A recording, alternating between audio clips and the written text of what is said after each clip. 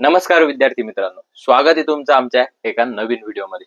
जसं की मी तुम्हाला सांगितलं होतं की 22 तारखेला शक्यतो आन्सर की रिलीज होणार. तर काल सीईटी सेलने अपडेट दिलं की 22 तारखेला तुमची पीसीएम ग्रुपची आन्सर की रिलीज होणार आहे. आता मी तुम्हाला ह्या व्हिडिओमध्ये आन्सर की आल्यानंतर पुढची काय प्रोसेस असते ऍडमिशन पर्यंत, ती सर्व प्रोसेस इन डिटेल सांगणार आहे. त्यामुळे व्हिडिओ शेवटपर्यंत बघा. मागच्या व्हिडिओला तुम्ही भरभरून प्रेम दिल्याबद्दल धन्यवाद. जर तुम्ही नवीन असाल चॅनलला तर सबस्क्राईब करायला विसरू नका. आन्सर की आल्यानंतर कुठली काळजी घ्यायची हे एकदा आपण डिस्कस करूया. आन्सर की आल्यानंतर तुम्हाला एक वेब कॅप्चर एक्सटेन्शन क्रोम मध्ये जायचं. वेब कॅप्चर एक्सटेन्शन हे एक्सटेन्शन तुमच्या क्रोम मध्ये ऍड करायचं. लॅपटॉप किंवा डेस्कटॉपवरच ही प्रोसेस होणार आहे, मोबाईलवर ही प्रोसेस होणार नाही. वेब कॅप्चर एक्सटेन्शन ऍड केल्यानंतर तुम्हाला आपलं सीईटीची आन्सर की ओपन केल्यानंतर ती वेब कॅप्चर करायची, म्हणजे तुमची आन्सर की तुम्हाला पीडीएफ फॉर्मॅट मध्ये सेव्ह करायची. याचं कारण सांगतो. लास्ट इयरला आम्ही ज्यावेळेस काउन्सिलिंग करत होतो, बऱ्याच मुलांचं असं म्हणणं होतं की दादा मला मार्क्स होते बट पर्सेंटाईल कमी आले. मग त्यांनी सीईटी सेलला रिक्वेस्ट केली, तर त्यावेळेस सीईटी सेलनी त्यांच्याकडून आन्सर कीची पीडीएफ मागवली ऍज अ प्रूफ म्हणून. त्यामुळे तुम्हाला ऍज अ प्रूफ म्हणून तुमची आन्सर की तुमच्या जवळ ठेवायची आहे. आन्सर की आल्यानंतर आता 24 तारखेपर्यंत एक ऑब्जेक्शन रेज करण्यासाठी येतं. ऑब्जेक्शन रेज करणं म्हणजे काय की एखादा प्रश्न बरोबर आहे बट सीईटी सेलने तो तुम्हाला चुकीचा दिलाय. त्यावेळेस तुम्ही 1000 रुपये फी भरून पर क्वेश्चन ऑब्जेक्शन रेज करू शकता. बट ऑब्जेक्शन रेज करताना तुम्हाला तुमच्या कोचिंग क्लासचा एकदा सल्ला घ्यायचा आहे. कोचिंग क्लासच्या टीचरचा सल्ला घ्यायचा आहे की हे आमचं बरोबर आहे की नाही. त्यामुळे ऑब्जेक्शन रेज करताना तुम्ही ही काळजी घ्यायची. आता आन्सर की आल्यानंतर पुढे आपलं एक रजिस्ट्रेशन सुरू होईल, कॅप राऊंडचं रजिस्ट्रेशन. त्यापूर्वी रिझल्ट येईल. आन्सर की आल्यानंतर रिझल्ट येईल आणि मग आपलं कॅप राऊंडचं रजिस्ट्रेशन सुरू होईल. आन्सर की आल्यानंतर आता रिझल्ट जूनच्या फर्स्ट वीक मध्ये डिक्लेअर होण्याचे फार जास्त चान्सेस आहे. रिझल्ट आल्यानंतर एक 6 ते 7 दिवसांनी रजिस्ट्रेशन विंडो ओपन होती. या रजिस्ट्रेशन विंडो मध्ये तुम्हाला पूर्ण कॅप राऊंडचा फॉर्म भरायचा असतो. तुमचं कास्ट कुठली, नेम वगैरे सर्व डिटेल भरायचे असतात. किती पर्सेंटाईल आले वगैरे हे सर्व ऑटोमॅटिक फेच होतं त्या वेबसाईटमध्ये व तुमचे डॉक्युमेंट्स तुम्हाला अपलोड करावं लागतात. त्यानंतर रजिस्ट्रेशन जे मुलं करणार नाही ते मुलं कॅप राऊंड मध्ये पार्टिसिपेट करू शकत नाही.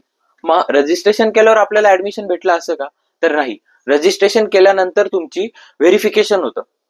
तुम्ही जे डॉक्युमेंट सबमिट केले का ते डॉक्युमेंट बरोबर आहे की नाही हे सर्व एक ऑफलाईन स्क्रुनिटी सेंटरवर तुम्हाला जाऊन व्हेरीफाय करावं लागतं. ऑनलाईनचा पण ऑप्शन असतो. जे मुलांचं सेंटर स्क्रुनिटी सेंटर ज्यांच्यापासून घरापासून लांब आहे त्यांच्यासाठी ऑनलाईन हा बेस्ट ऑप्शन असतो. बट मी सजेस्ट करेल की तुम्ही ऑफलाईन व्हेरिफिकेशनला जा. याच्या सर्व डेट्स अपडेट्स मी तुम्हाला व्हॉट्सअप ग्रुपवर देणार आहे. अजूनपर्यंत तुम्ही व्हॉट्सअप ग्रुपला जॉईन झालेले नसाल तर खाली डिस्क्रिप्शन बॉक्समध्ये मी व्हॉट्सअप ग्रुपची लिंक दिली आहे. त्या लिंकवर क्लिक करून तुम्ही व्हॉट्सअप ग्रुपला जॉईन व्हा. नंतर तुम्हाला व्हेरिफिकेशन झाल्यानंतर एक रिसिप्ट भेटते. ती रिसिप्ट तुम्हाला ऍडमिशनच्या वेळेस दाखवावी लागते. त्या प्रत्येक डॉक्युमेंट जे व्हेरीफाय झालंय त्याच्या प्रत्येकावर तुम्हाला स्टॅम्प सुद्धा मिळतो व्हेरीफाईडचा. त्या कॉलेजचा कोड आणि व्हेरिफिकेशनचा स्टॅम्प मिळतो. ते झाल्यानंतर तुम्हाला ती कॅप राऊंडची प्रोसेस सुरू होती. कॅप राऊंड मध्ये काय असतं, 3 कॅप राऊंड असतात. त्यामध्ये तुमचं फर्स्ट कॅप राऊंडला चॉईस फिलिंग करावं लागतात. सेकंड कॅप राऊंडला पण तुम्ही चॉईस फिलिंग करू शकतात. म्हणजे 3 वेळेस आपल्याला सीईटी सेल चॉईस फिलिंग करायला लावतं. ज्या मुलांना कॅप राऊंड 1 मध्ये जे कॉलेज अलॉट झालंय, मिड ऑफ जून मध्ये कॅप व्हेरिफिकेशन होईल आणि एंड ऑफ जून म्हणजे 20 तारखेच्या आसपास तुमचे कॅप राऊंड सुरू होतील.